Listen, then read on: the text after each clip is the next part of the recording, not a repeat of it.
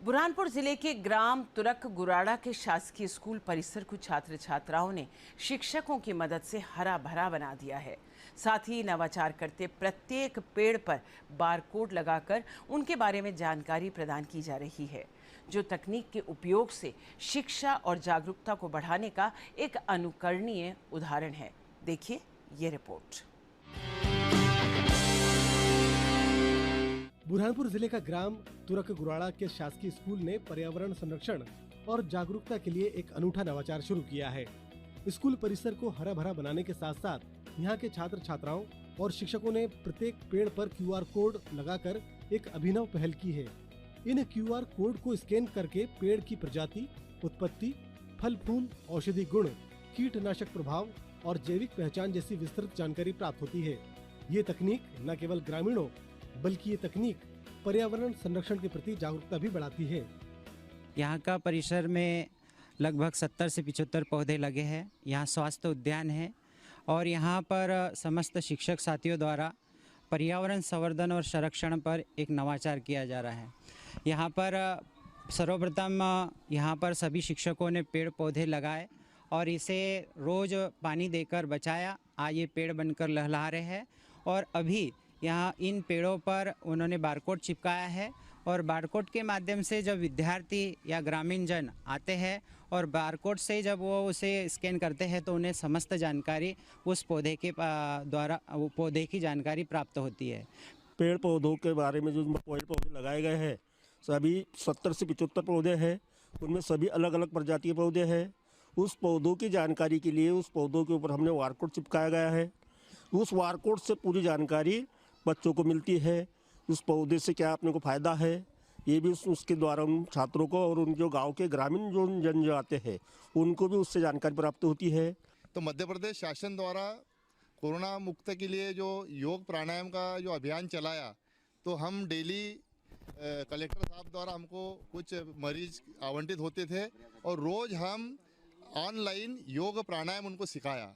इसलिए भी ये पेड़ पौधे जो है रहेंगे तो हम जीवन जो है रहेगा और आने वाले समय में भविष्य की चिंता है, इसलिए हम पेड़ पौधों पे यहाँ लगाते हैं। हमारी ग्राम पंचायत अंतर्गत स्कूल प्राथमिक शासकीय माध्यमिक शाला तुरक गुराड़ा यहाँ के शिक्षक लोग द्वारा वृक्षारोपण का कार्यक्रम और अच्छे से वृक्ष लगे हुए है और वारकोड पहली पहल तो हमारे शिक्षक द्वारा बहुत अच्छे से की गई है कि हमारे गांव में वारकोड का पहले प्राथमिकता के तौर पर उन्होंने उस वारकोड को समझा और उन्होंने परिचालित करने हेतु एक सहयोग अच्छे से संदेश देने के लिए लोगों तक पहुँचे।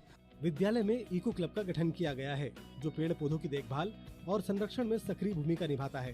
खास बात यह है कि QR कोड को स्कैन करने के लिए किसी विशेष ऐप की जरूरत नहीं है।